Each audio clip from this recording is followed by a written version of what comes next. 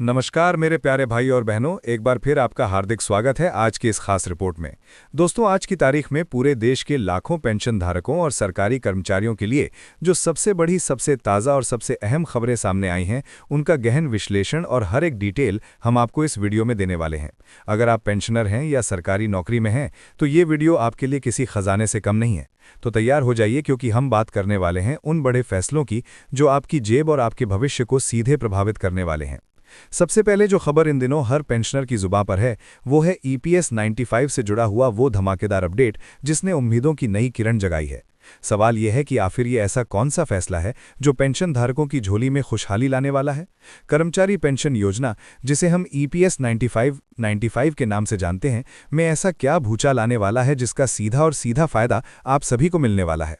हम इस पूरे मामले की हर परत को उधेड़ेंगे और आपको बताएंगे कि आखिर आपकी बढ़ी हुई पेंशन का सपना कैसे हकीकत में बदल सकता है। इसके बाद हम बात करेंगे एक ऐसी खबर के बारे में जिसने दिल्ली के जंतर मंतर को हिलाकर रख दिया है। अशोक राउत ने एक ऐसा ऐलान किया है जिसने हर उस बुजुर्ग के दिल में जोश भर दिया है जो अपने हक के लिए लड़ रहा है। हम आपको बताएंगे कि आखिर जंतर मंतर पर पेंशन भोगियों के इस बड़े धरने के पीछे क्या कहानी है और इससे क्या नतीजे निकल सकते हैं। और तीसरा लेकिन सबसे महत्वपूर्ण अपडेट जो हर सरकारी कर्मचारी और पेंशनर की धड़कनें तेज कर रहा है वो है 8वां वेतन आयोग। चारों तरफ खुशखबरी की बयार बह रही हैं। कहा जा रहा है कि आपकी बेसिक सैलरी में 65 से 67% तक की भारी भरकम और ऐतिहासिक बढ़ोतरी देखने को मिल सकती है। हम आपको समझाएंगे कि ये नया फैमिली पेंशन फॉर्मूला आखिर है क्या, पेंशन का नया गणित कैसे काम करेगा और इस शानदार बढ़ोतरी के पीछे की पूरी गणित क्या है। ये सब हम आपको इसी वीडियो में बिल्कुल सरल और स्टाइलिश अंदाज में बताने वाले हैं। इसलिए आप सभी पेंशन धारकों और कर्मचारी भाइयों से मेरा आग्रह है कि आज का ये वीडियो शुरू से लेकर आखिरी शॉट तक पूरा देखें।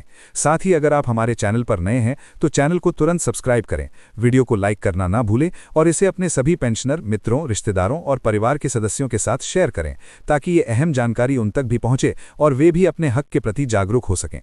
तो फिर देर किस बात की, चलिए शुरू करते हैं सफर को।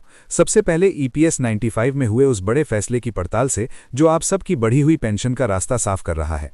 दोस्तों, कर्मचारी पेंशन स्कीम 95, जिसे हम ईपीएस 95 के नाम से जानते हैं, से जुड़े पेंशनर्स ने अब अपनी उन लंबित मांगों को लेकर एक बार फिर से सड़कों पर उतरने का फैसला किया है, जिन्हें पूरा कराने के लिए वे पिछले कई सालों से संघर्ष कर रहे हैं। हाल ही में सोमवार के दिन इन पेंशनर्स ने एक बहुत बड़ा विरोध प्रदर्शन किया और अपनी आवाज को और भी मुखर किया। इन रिटायर्ड कर्मचारियों का दर्द साफ झलकता है।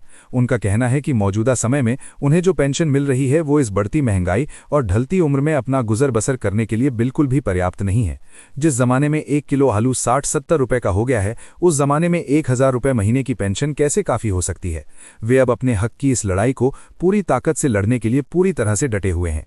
अब आइए हम एक एक करके गौर से समझते हैं कि आखिर इन पेंशन भोगियों की वो कौन सी प्रमुख मांगें हैं जिनके लिए वे इतना बड़ा आंदोलन कर रहे हैं और जिनके लिए वे हर हद तक जाने को तैयार हैं।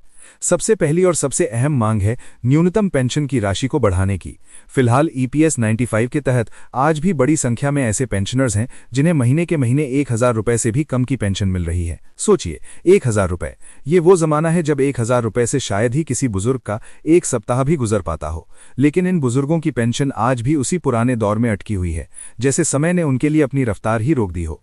उनकी सबसे बड़ी और पुख्ता मांग है कि इस न्यूनतम पेंशन को बढ़ाकर कम से कम 7000 रुपए प्रति माह किया जाए।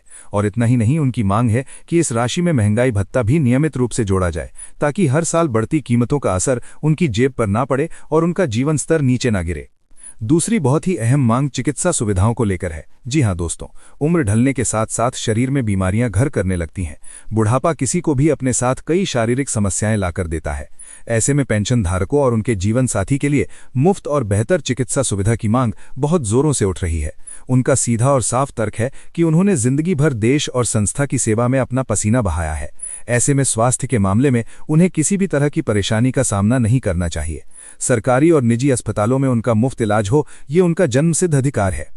तीसरी महत्वपूर्ण मांग उन कर्मचारियों के लिए है जो किसी कारणवश ईपीएस 95 योजना का हिस्सा नहीं बन सके। ऐसे तमाम कर्मचारी हैं जो या तो इस योजना के दायरे में ही नहीं आए या फिर किन्हीं परिस्थितियों में वे इससे वंचित रह गए। ऐसे कर्मचारियों को भी उनके बुढ़ापे की सुरक्षा के लिए 5000 रुपए प्रति माह की न्यूनतम पेंशन देने की जोरदार मांग की जा रही है। ये उनके लिए एक सुरक्षा कवच की तरह काम करेगी और उन्हें बुढ़ापे में भीख मांगने या किसी के सहारे जीने के लिए मजबूर नहीं होना पड़ेगा। चौथी और सबसे बेहद अहम मांग है सुप्रीम कोर्ट के ऐतिहासिक फैसले को तुरंत और पूरी तरह से लागू करने की। आपको याद होगा 4 नवंबर 2022 को भारत के सर्वोच्च न्यायालय ने एक ऐतिहासिक और यादगार फैसला सुनाया था। इस फैसले में साफ साफ कहा गया था कि कर्मचारियों को उनकी वास्तविक सैलरी यानी उनकी रियल सैलरी जो उन्हें सेवा काल के दौरान मिलती थी के आधार पर पेंशन पाने का पूरा अधिकार है। पेंशनर्स की मांग है कि इस फैसले को बिना किसी और देरी और टाल मटोल के तुरंत प्रभाव से लागू किया जाए। वे चाहते हैं कि उनकी पेंशन उनकी आखिरी सैलरी के अनुपात में बने, न कि किसी पुराने और बंधे हुए फॉर्मूले के आधार पर जो उनके साथ पूरी तरह से अन्याय करता है। अब बात करते हैं EPS 95 के इस पूरे विवाद की टाइमलाइन की, ताकि आप अच्छी तरह समझ सकें कि मामला कहां से शुरू हुआ और आज कहां जाकर पहुंच गया है। वर्ष 1995 में भारत सरकार ने कर्मचारी भविष्य निधि संगठन यानी EPFO के माध्यम से EPS 95 की शुरुआत की थी। इसके बाद साल 2014 में सरकार ने EPS में एक बहुत बड़ा संशोधन किया। इस संशोधन के तहत पेंशन के लिए पात्र सैलरी की सीमा, जिसे पेंशनेबल सैलरी की लिमिट कहा जाता है, को बढ़ाया गया। इसे पहले के 6,500 रुपये से बढ़ाकर 15,000 रुपये कर दिया गया। इसके बाद साल 2019 और 2020 से देश भर में पेंशनर्स का आंदोलन एक बार फिर से तेज हुआ और फिर वो ऐतिहासिक दिन आया 4 नवंबर 2022, जब सुप्रीम कोर्ट ने अपने फैसले में 2014 के इसी संशोधन को वैध और सही माना। लेकिन साथ ही कोर्ट ने उन कर्मचारियों को जो अधिक पेंशन के हकदार थे लेकिन किसी कारण से पहले आवेदन नहीं कर पाए या चूक गए थे, उन्हें एक बार फिर से अधिक पेंशन का विकल्प चुनने का एक और सुनहला और आखिरी मौका दे दिया। इसके बाद साल 2023 में EPFO ने अधिक पेंशन के लिए आवेदन की प्रक्रिया फिर से शुरू की और अब मार्च 2024 में अपनी सभी लंबित मांगों को पूरा कराने के लिए पेंशनर्स ने एक बड़े विरोध और प्रदर्शन की रूपरेखा तैयार कर ली है। ये 3 दिवसीय धरना प्रदर्शन बेहद अहम बताया जा रहा है और इसको लेकर लगातार नए और ताज़ा अपडेट सामने आ रहे हैं। चलिए अब बात करते हैं EPS 95 पेंशन को लेकर आई उस ताज़ा और धमाकेदार खबर की, जो दिल्ली की सड़कों से निकलकर पूरे देश में आग की तरह फैल रही है। जी हां दोस्तों, कमांडर अशोक राउत के नेतृत्व में राष्ट्रीय संघर्ष समिति ने एक बहुत बड़ा और साहसिक ऐलान किया है। पेंशन भोगी अब सोमवार से दिल्ली के ऐतिहासिक और प्रतिष्ठित जंतर मंतर पर 3 दिवसीय विरोध प्रदर्शन शुरू कर रहे हैं। ये कोई साधारण या आम प्रदर्शन नहीं है। ये उन बुजुर्गों की आखिरी और निर्णायक लड़ाई है जिन्होंने अपनी जिंदगी भर की कमाई और मेहनत का एक बड़ा हिस्सा पेंशन फंड में जमा किया, लेकिन आज जब वक्त आया तो उन्हें उनका सही हक नहीं मिल पा रहा। अशोक राउत ने बिल्कुल साफ और 2 टोक शब्दों में कह दिया है कि उनकी ये लड़ाई सिर्फ एक मांग नहीं बल्कि उनके अस्तित्व की लड़ाई है। उनका नारा है, न्यूनतम पेंशन को बढ़ाकर 7,500 करो, उसमें महंगाई भत्ता जोड़ो और मुफ्त चिकित्सा सुविधा दो। इससे पहले केंद्रीय श्रम मंत्री मनसुख मांडविया ने पेंशनर्स को कई बार आश्वासन दिए थे। उन्होंने कहा था कि उनकी मांगों पर सकारात्मक और गंभीरता से विचार किया जा रहा है, लेकिन पेंशन भोगियों का अब मानना है कि इन सरकारी आश्वासनों का कोई ठोस आधार नहीं है। जब तक कैबिनेट की वो बैठक में कोई स्पष्ट लिखित और ठोस निर्णय सामने नहीं आ जाता, उनका ये आंदोलन जारी रहेगा। ये आंदोलन अब सिर्फ एक मांग या एक रैली नहीं रह गया है, बल्कि हर उस बुजुर्ग के सम्मान और स्वाभिमान की लड़ाई बन चुका है। जंतर मंतर पर होने वाला ये धरना उसी लड़ाई की अगली और निर्णायक कड़ी है और इसके नतीजे बेहद अहम और दूरगामी होंगे। अब चलिए बात करते हैं उस खबर की जिसने हर सरकारी कर्मचारी और हर पेंशनर के चेहरे पर एक नई मुस्कान और नई उम्मीद का दिया जला दिया है। हम बात कर रहे हैं 8वें वेतन आयोग की। इसको लेकर जो ताज़ा और धमाकेदार अपडेट आया है, उससे तो यही लग रहा है कि आप सभी की बेसिक सैलरी में 65 से 67% तक की भारी भरकम और ऐतिहासिक बढ़ोतरी देखने को मिल सकती है। लेकिन सवाल ये उठता है कि आखिर ये 65-67% का ये बड़ा आंकड़ा कहाँ से आ रहा है और ये नया फैमिली पेंशन फॉर्मूला आखिर है क्या? आइए इस पूरे गणित को बिल्कुल आसान और सरल भाषा में समझते हैं। दरअसल केंद्र सरकार के लाखों कर्मचारियों और उनके परिवारों के लिए ये बेहद ही राहत भरी और खुशखबरी है। 8वें वेतन आयोग के गठन को लेकर अभी से तैयारियां शुरू हो गई हैं और कर्मचारी संगठनों ने अपनी मांगों का पिटारा खोल दिया है। उन्होंने सरकार के सामने एक बहुत ही अहम और दमदार मांग रखी है।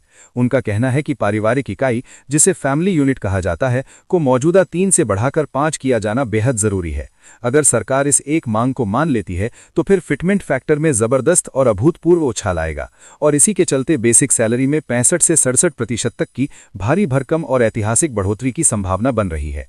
अब आप सोच रहे होंगे कि ये फैमिली यूनिट और फिटमेंट फैक्टर आखिर है क्या और इसका सैलरी से क्या लेना देना है, तो चलिए इसे अच्छी तरह से समझते हैं।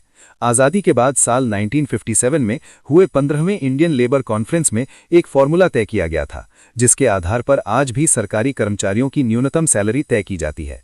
इस फॉर्मूले में एक परिवार इकाई को 3 लोगों का माना जाता है, यानी कर्मचारी खुद, उसकी पत्नी और